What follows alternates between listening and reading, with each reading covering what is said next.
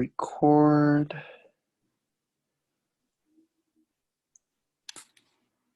Okay, so let's get started. So today we are going over sequences. So by definition, this is a function from n to r, although nobody ever thinks of it this way. So we normally denote it by Sn, n equals 1 to infinity. So like, for example, like the reason what I mean by nobody thinks of it this way is like when you see this, right? Like you know, you just think of it as like a list of numbers, right? Like one half, 1/3, 1/4. But this is actually like the range of the function, right? So this little n is sort of like the domain. So some people, to make it clear as a function, they write it like this.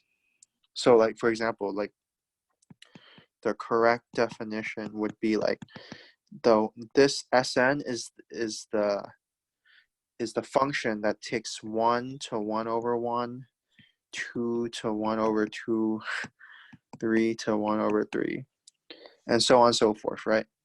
But like for us, we normally just think of it like this, right? As just like a list of numbers. So I mean, for our purposes, you know, like you can view it as like a list of numbers, but like the correct definition is it's a function. So okay. So now we could say there's a notion of limit, right? So notion of limit. And basically the idea is as n gets large,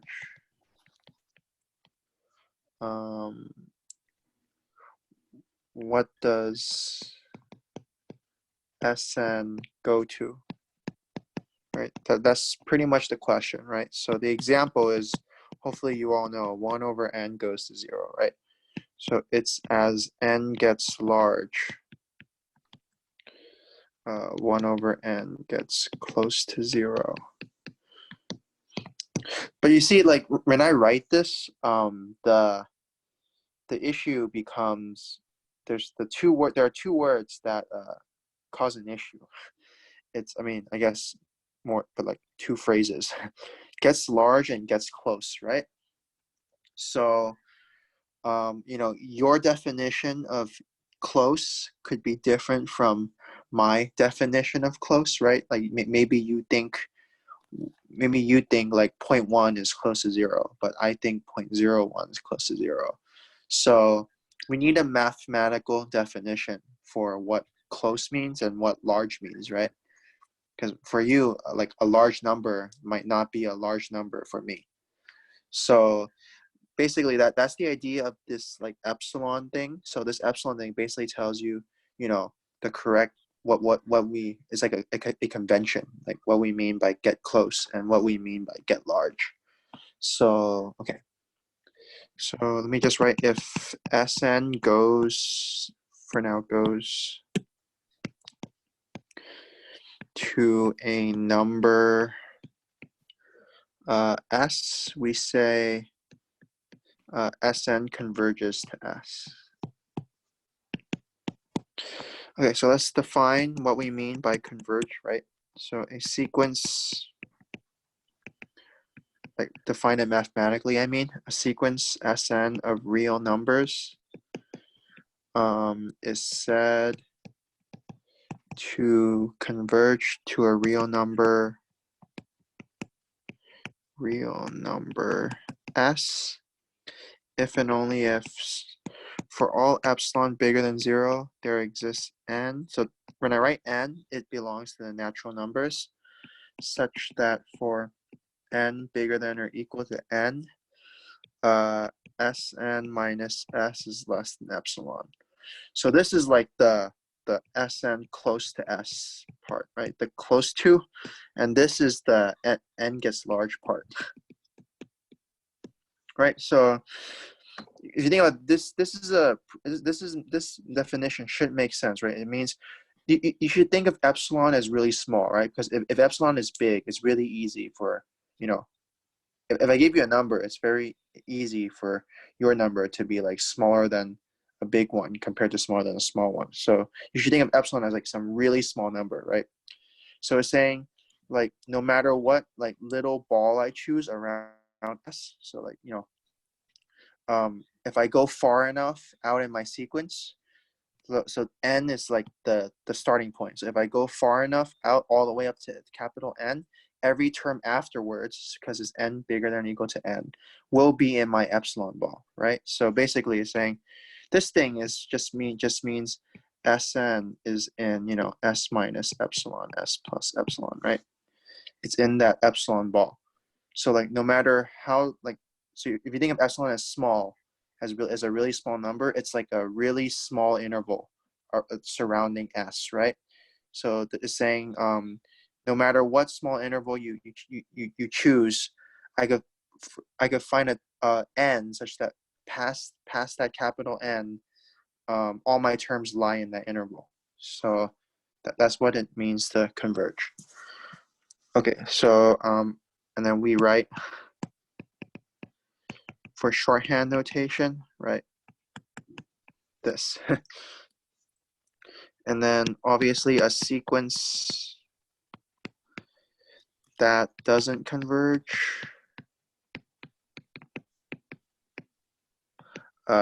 is set to diverge.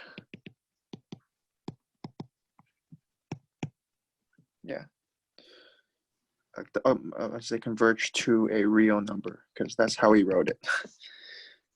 Okay, so let me just show you how it's, you know, I think the best ways to do this, you know, when you see a new definition is just practice with, you know, examples. So today we'll be doing tons of, you know, limit examples. So let's do 8.1a first.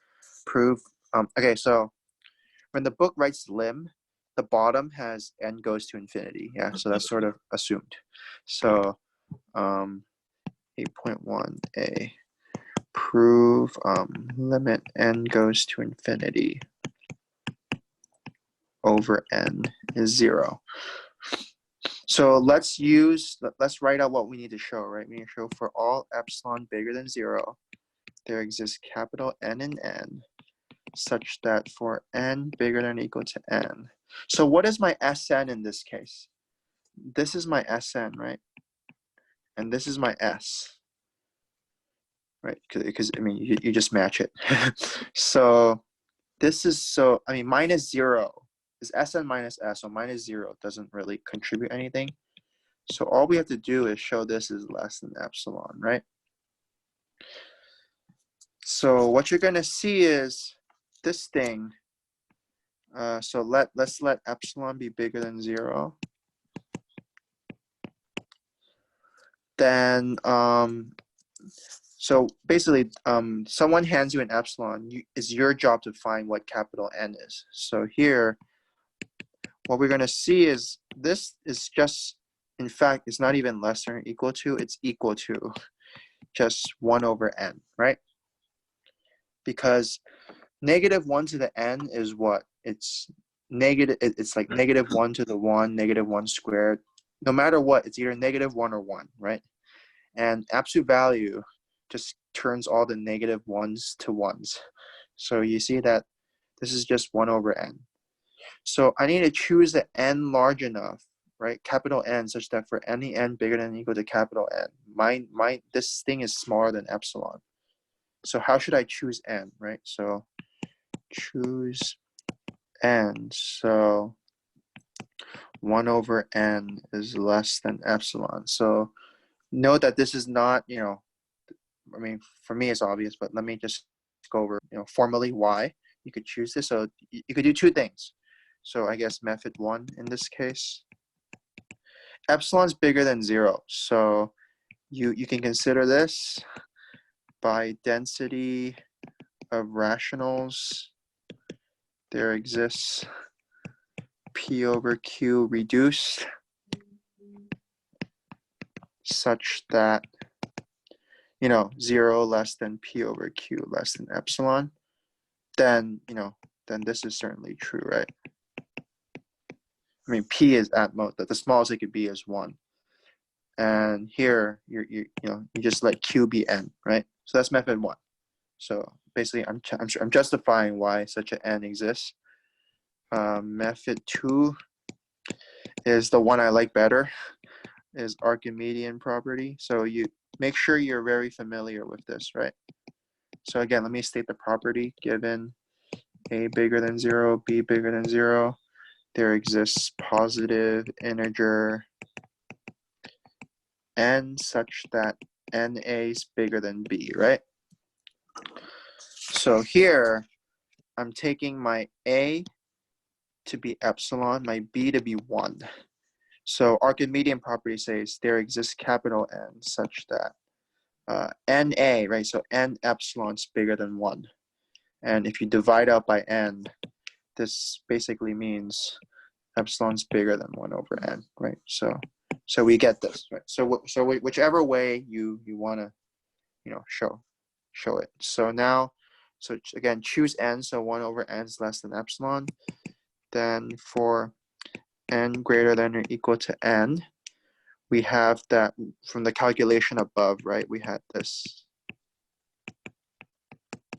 Now, N is bigger than or equal to capital N. So this is smaller than or equal to 1 over N, right?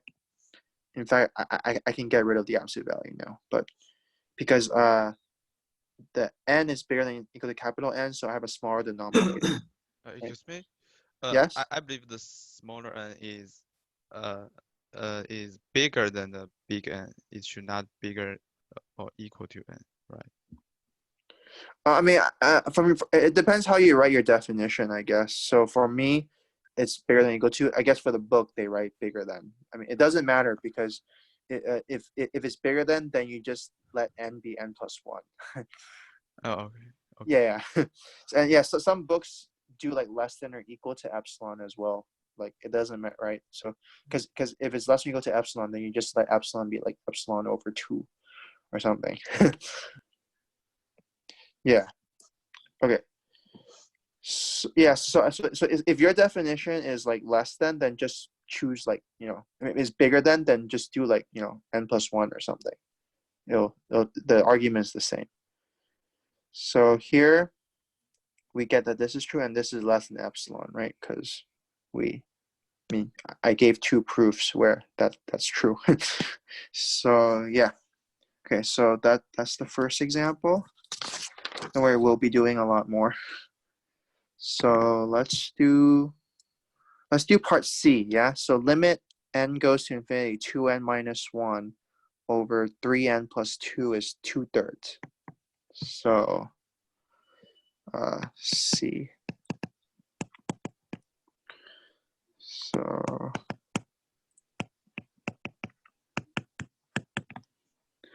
So I trust, even if they didn't give you as 2/3, I trust, you know your math 2A and know that this limit is 2/3. So again, for all epsilon bigger than 0, so want to show there exists n such that for n bigger than or equal to n. So in this case, it's Sn minus S, right? This is my Sn, this is my S. So the reason the previous problem looked kind of simple was because our S was 0, right? But this time it's not. It's whatever the limit is, right? So it's minus 2/3 is less than epsilon, right? Okay. So let's let epsilon be bigger than 0. Let's do scratch work first. Let's see what we need capital N to be, right? So scratch work, let's simplify this. So this is 3 2n minus 1 over 3n plus 2, right? So I'm just combining denominators. So, right. So is everyone clear how I got this? I just combined denominators. So this is, if you FOIL, minus 3 minus 6 and what is that? Minus 4. So over 3n plus 2. Okay. So here, what do I get? I get 7 over 9 times, let me skip a step, but 3 times 3n plus 2. So it should be -7, but absolute value, so I can just get rid of it. Now, this thing, let's factor out the 3. So I get 7 over 9 times n plus a half. Now, does everyone agree this is certainly bounded by just 7 over 9n, right? Because by taking out the 1/2, I made the denominator smaller. So the whole number is bigger, right? And then we're done, right? So choose n. So 7 over 9n is less than epsilon. So again, I'm applying Archimedean property how? So my Archimedean property, my A is 9 epsilon and my B is 7, right? So there exists, so if you use Archimedean property, so I'll just write AP for Archimedean property. There exists n such that n times A is bigger than B, right? And then you divide out by 9n. So yeah, so I hope you're all familiar with Archimedean property. So here, if this is true, then for n bigger than or equal to n, we showed it, right? We had 2n minus 1, 3n plus 2 minus 2/3. We did all the calculation in Scratch work. We got that it was less than or equal to 7 over 9n.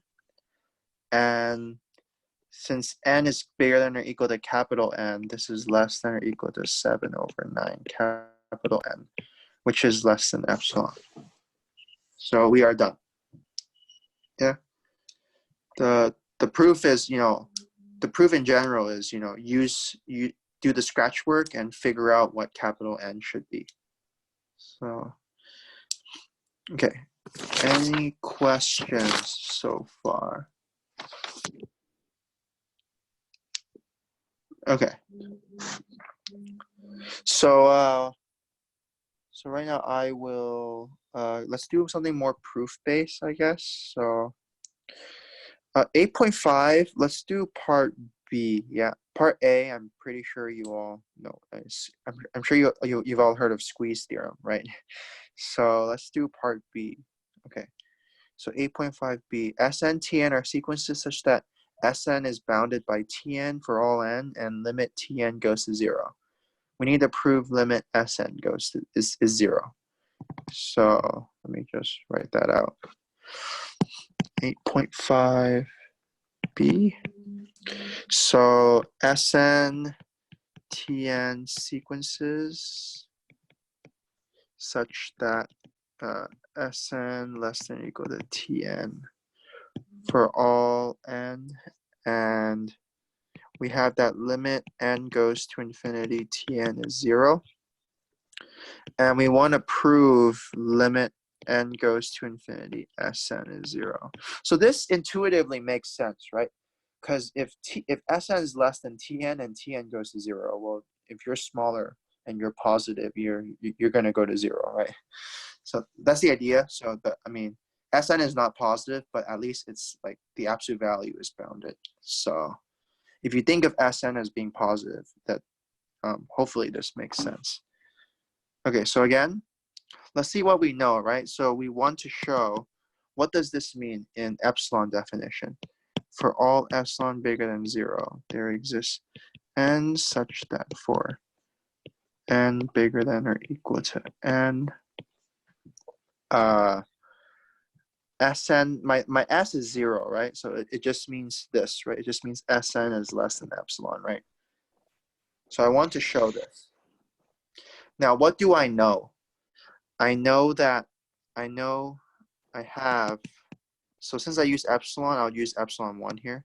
So this is the fact definition of limit n goes to infinity, Tn is 0. So for all epsilon 1 bigger than 0, there exists n1. I'm using the 1 to not confuse everyone with the epsilon and n above, such that for n bigger than or equal to n1, Tn is less than epsilon 1. Okay, so if you work this out, what you're going to notice is, note that this holds for all epsilon 1, right? So I want to show this, right? So I want to show the top part. So I need to show it holds for all epsilon greater than 0. So let's let epsilon be bigger than 0. That should always be your first step, right? I mean, if you go back up, you just, this is always like the first step, right? To let epsilon be bigger than 0 and let epsilon be bigger than 0. So you always want to let epsilon be arbitrary, right? Because you want to show for all epsilon bigger than 0. Okay, so now I have that the blue underline. This holds for all epsilon 1, right? So in particular, it holds for epsilon 1 equals epsilon. So from epsilon 1 equals epsilon, there exists n1 such that for n bigger than or equal to n1, Tn is less than epsilon. So now you are done. So I'm going to say choose my n to be this n1. So in this case, there's nothing fancy. So choose my n to be this n1. Then for all n bigger than or equal to n, what do we have? I have Sn is less than or equal to, by assumption, is less than or equal to Tn, right? So certainly is that, let's think of the absolute value of Tn. And what is absolute value of Tn less than? Is less than epsilon, right? So we are done. So done. Yeah, so I guess I skipped the part. So Sn less than or equal to Tn, but a number is always less than its absolute value, right? So, okay. Any questions? Okay, so let's do something. Before I continue, let's kind of figure out what the opposite statement is, right? So what is the negation of, for all epsilon bigger than 0, there exists n in n such that for n bigger than or equal to n. What is the negation of this? So, maybe instead of wanting to prove something, converges, you want to prove something doesn't converge. So one way, you need to know what the negation is, right? So what is the negation of this? Like, what's the,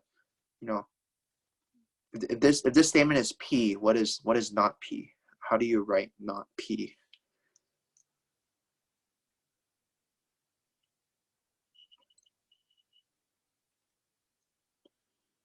Any ideas?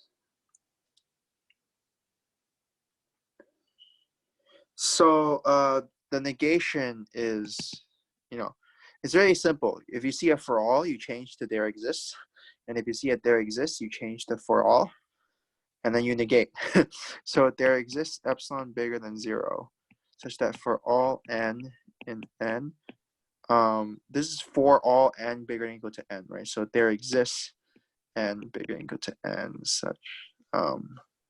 such that Sn minus S is bigger than or equal to epsilon. Yeah. So let me try to convince you at least why, you change for all to there exists. So if you think of for all, that's sort of like everyone, right? So like that's everybody. So what's the opposite of like everybody has hair? Well, the opposite is there exists someone without hair, right? And similarly, what's the opposite of there is someone with hair? It's everybody doesn't have hair, right?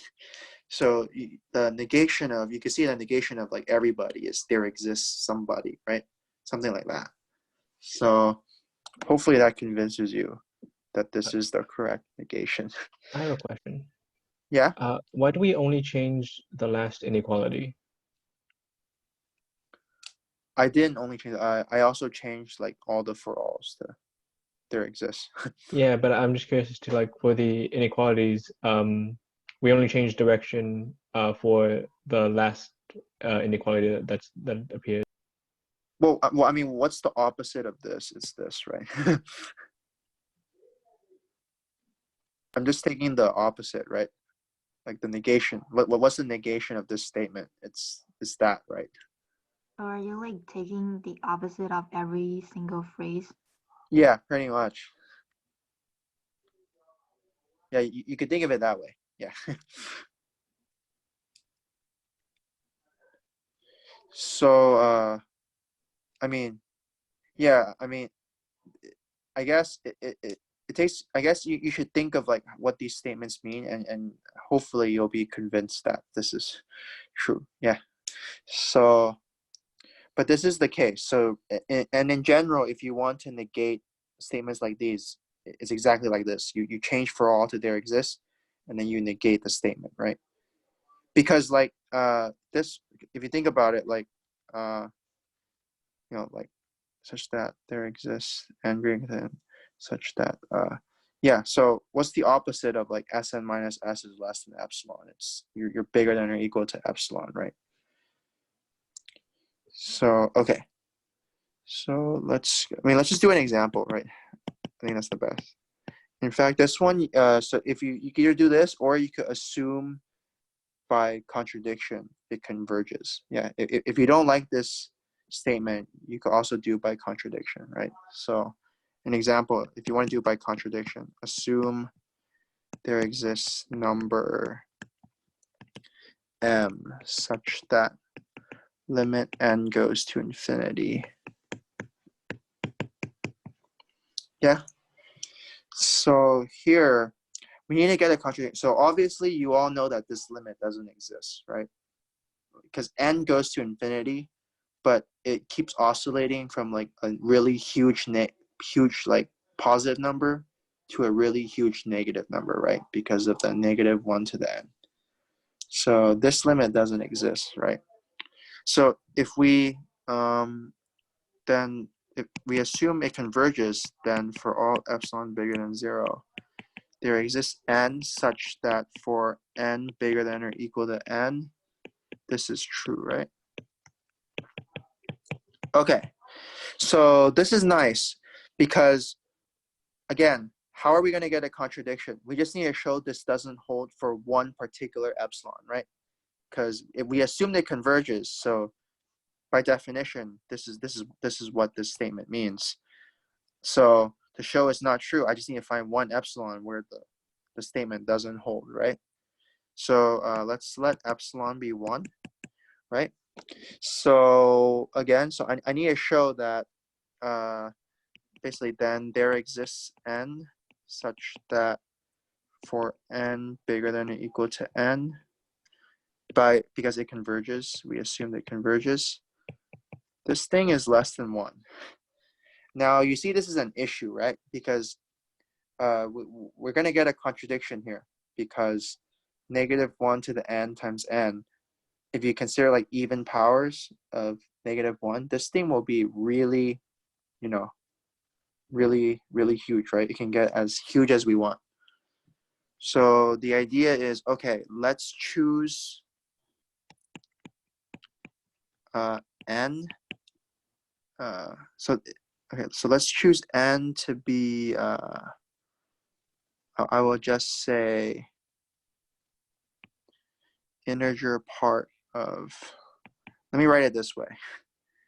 Does everyone understand this notation, I guess?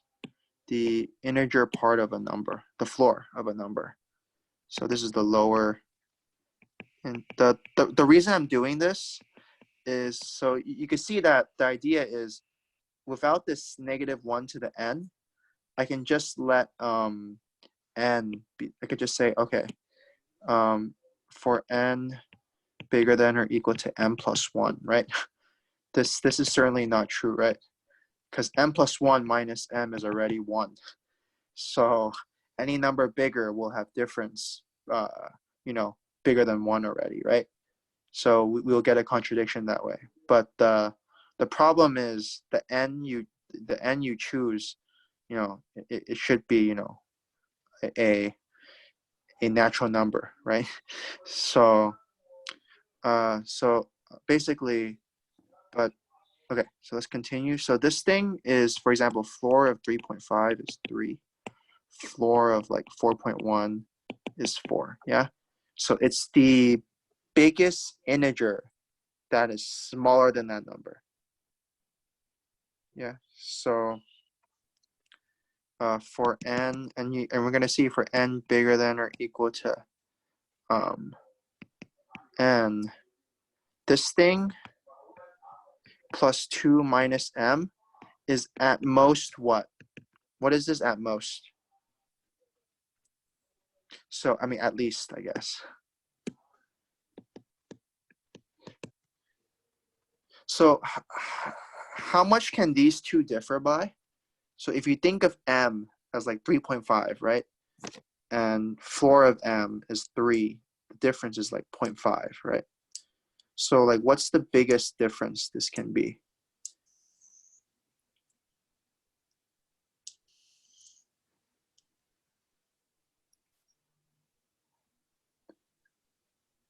One.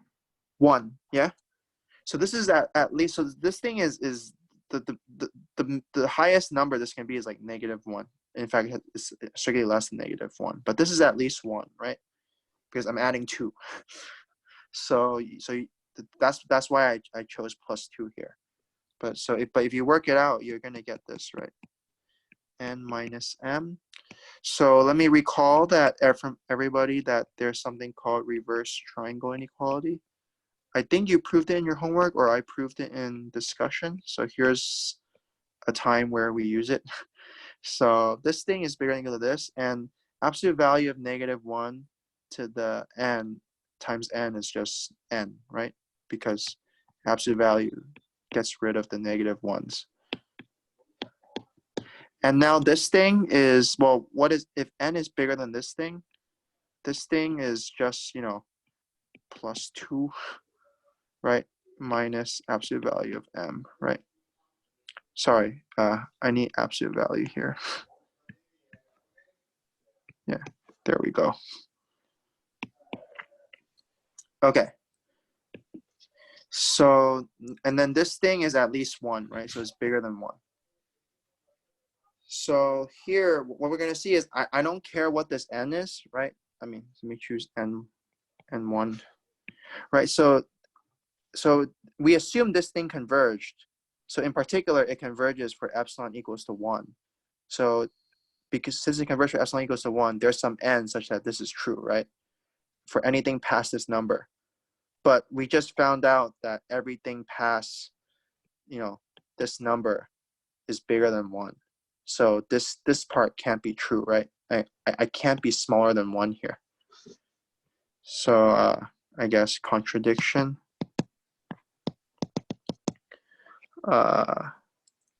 Yeah, so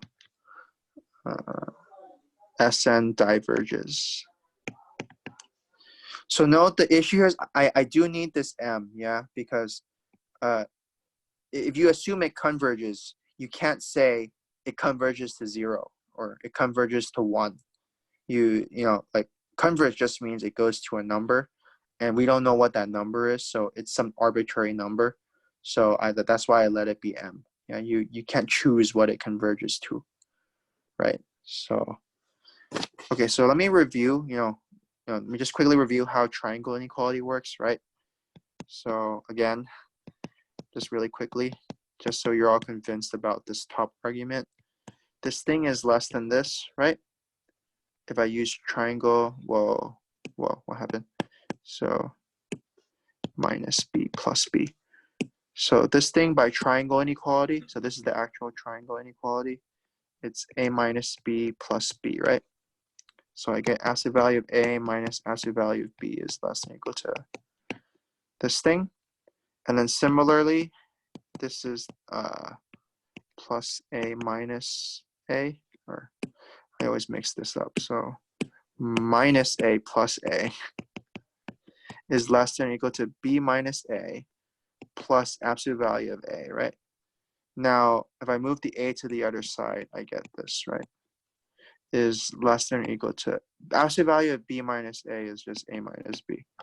So now we are done, right? Because we have absolute value of a minus b is less than or equal to what? So we have is less than or equal to negative of this. So let me just less than or equal to, it's bigger than or equal to absolute value of a minus absolute value of b, but it's also less than or equal to what?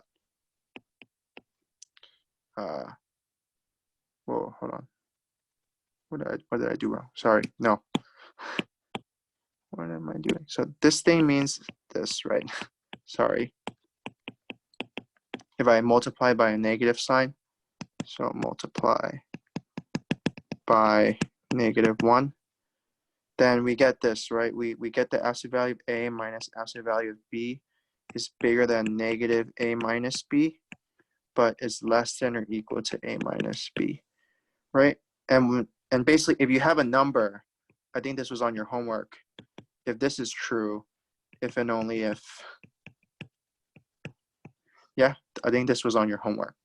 So this is if and only if absolute value, right, is less than or equal to absolute value a minus b, right? So that's exactly what I'm using here. So if you go back on top, this thing is my b, this thing is my a, right? So a minus b is bigger than or equal to this thing.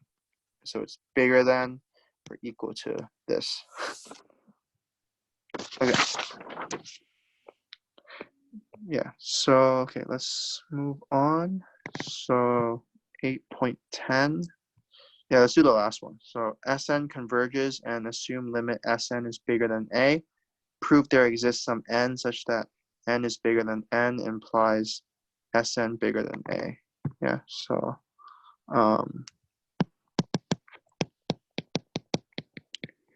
yeah, so I guess they do use bigger than here. So let me just use bigger than just for that, for this example. Limit n goes to infinity, Sn is bigger than a. Show there exists n such that for, and so you see that this thing is sort of like the limit definition, right? So, okay. Now, what's the idea here? Well, Sn goes to S, right? So it goes, it goes to S, right? And I know that this S is bigger than A, right? This is S. This is bigger than A. So it's pretty clear that if I'm going to S, I have to, at some point, I have to always be past A, right? I can't keep going back, right? Because if I keep going back, I can't converge, right? So here, the idea, this is the picture, right? I'm going to S, but at some point, I have to be past A. Okay, so let's write out what this means. So limit n goes to infinity, Sn is S, means for all epsilon bigger than 0, there exists n in n such that for n, okay, so I'll just use this, right? If it's bigger than or equal to, I'll use n plus 1.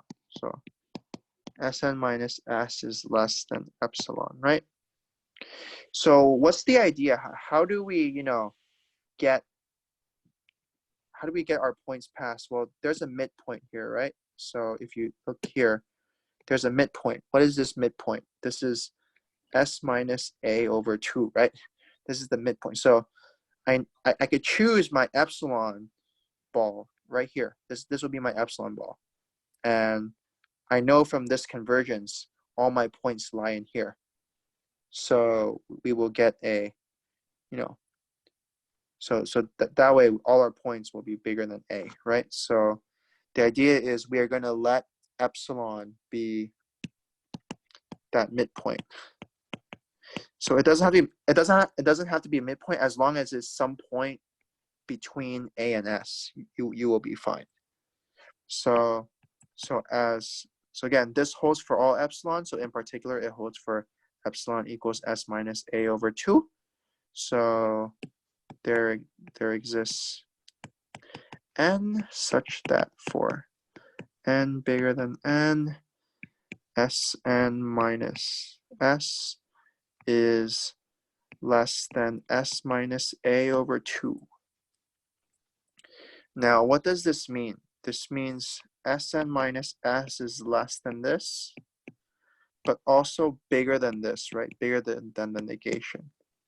And I want the bigger than part. So I have that Sn minus s is bigger than a minus s over 2. Let's add s on both sides. So Sn is bigger than a over 2, what is this, plus s over 2, right?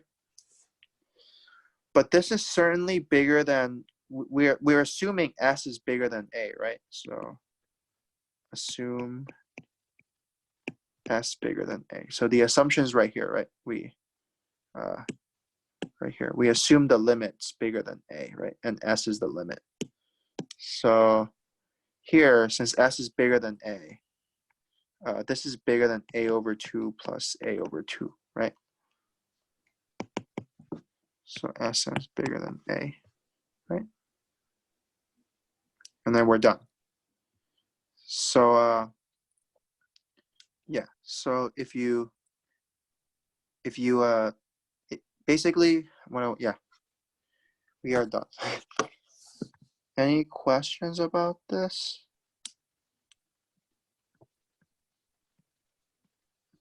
Yeah, okay.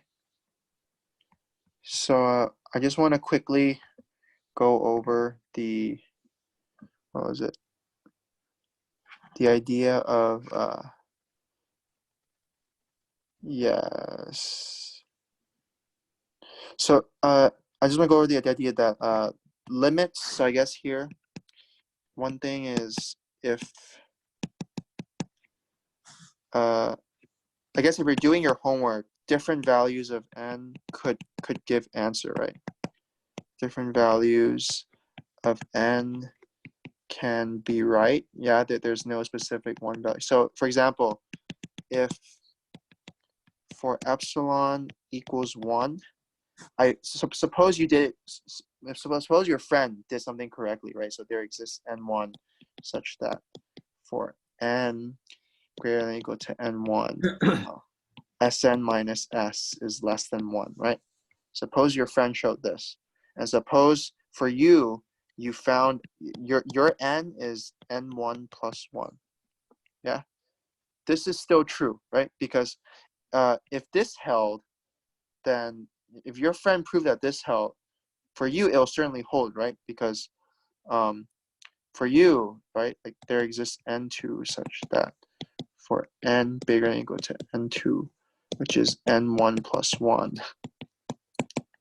So if your friend proved this, the top part, then the bottom part certainly holds, right? Because the top part holds for any n bigger than n1, and yours only needs n bigger than or equal to n1 plus 1, right? So this thing proves more, right?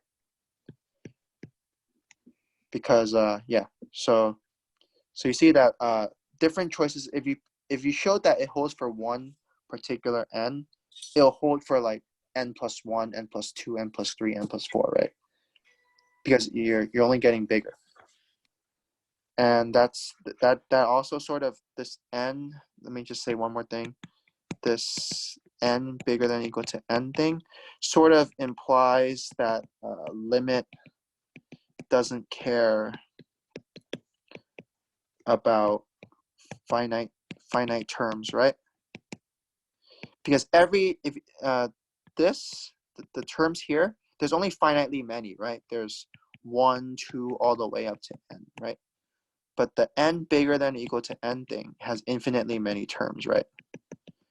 So what I'm saying is this part sort of tells you that the limit of this sequence, so like 1 over n, right? What is this sequence? It's the limit of like 1, 1/2, 1/3, 1/4, 1/5, right? This is 0, right? But so what I'm saying is if you take out finitely many, right? If you just take out the first 4, this limit is still 0, right? Basically this n bigger than or equal to n part, kind of like, we don't care about finitely many, because we only care about what happens when you go off to infinity, right? Which is an infinite thing. So yeah, so just wanted to point out that, like, if it doesn't matter like where n starts, right? So like this thing where n is 1 to infinity goes to 0, this thing will still go to 0, like n equals 10 to infinity. This will still go to 0. And you could show that. Yeah. Okay. Any questions? Okay. Excuse me, can you scroll up to like 8.5? 8.5. Oh, this one? Yeah. At the bottom, you said that let epsilon bigger than 0. And why is that epsilon y is equal to epsilon? So again, this thing we have, right? They give us that limit Tn is 0, right? Yeah. So and the blue underline is the definition of limit Tn being 0. Agree? Agree. And the definition says for all epsilon 1 bigger than 0, this is the whatever that thing on the right is true, right? Yeah. So it holds for all epsilon 1 bigger than 0. So in particular, it holds for epsilon 1 being epsilon. Oh, I get it. Yeah. So so I'm using the same argument like right here, right? We assumed it holds for all epsilon bigger than 0. So in particular, it should hold for epsilon equals 1. So I mean, if it holds for all epsilon, it should hold for epsilon being 1, right? So yeah. And can you explain the integer part? I'm still a little confused about that. The integer. I mean, in theory, this is the idea, right? You just let n be bigger than or equal to n plus 1, and then this thing's not true anymore, right? Yeah. So I guess technically you could write that, but I just wanted to introduce integer part because I just wanted to remind you that that like when we write like capital N, this thing is a natural number. So like the point is like if m was like the number pi or something, pi is not a natural number. So Yeah. because like I guess what I want to say is when we write sequences, right? N equals 1 to infinity. It's n is like 1, 2, 3, 4, 5, right? So on and so forth. Yeah. We don't consider like 1.1, 1.2. We don't do that, right? Yeah. So I'm saying like we only consider natural numbers. So when I write n bigger than or equal to n plus 1, I mean like only the natural numbers bigger than or equal to n plus 1. You know what I mean? Yeah. So like it doesn't. I mean, basically, I want everything to be a natural number. So like, how can I make pi a natural number? Well, this is 3, right? Because pi is like 3.14 or whatever, right? So we can still do not use the integer part, just that. yeah, that's fine. But I just Okay. did it to remind everyone that Okay. like, Okay. you know, n is a sequence, right? So when I guess that's a very important point. This thing doesn't exist. I guess this is a good thing to know. This thing does not exist, right? Yeah. Because, you know, I guess I'll write it like this, 2 pi x. This thing does not exist, right? Because sine oscillates, agree? Yeah. But this thing exists, 2 pi n. Because n is an integer, right? I mean, it's a natural number. And sine of a multiple of 2 pi is just 0, right? Yeah. You get what I mean? So like, I just wanted to pinpoint that there's like a difference. Because here, when I write x goes to infinity, it's like x is a real number, right? Yeah. This thing is n is in naturals. Yeah. Yeah. Okay. Okay. Thank you. No problem. Okay. I'll stop share right now.